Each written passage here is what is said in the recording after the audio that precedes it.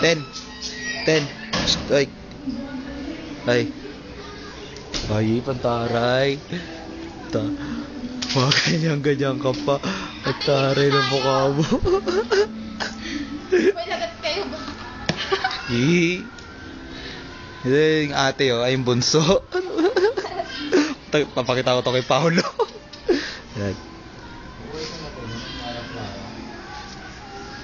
Mahalay din.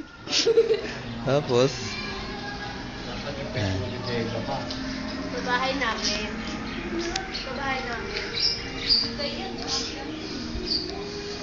Yan po.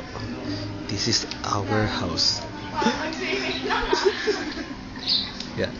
Ito po yung pangalawang bahay namin.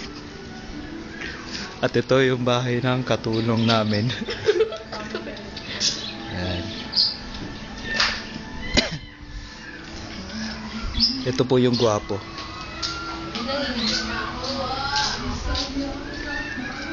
Bro, adi ka kasi. Yun yung dumaan. Ha?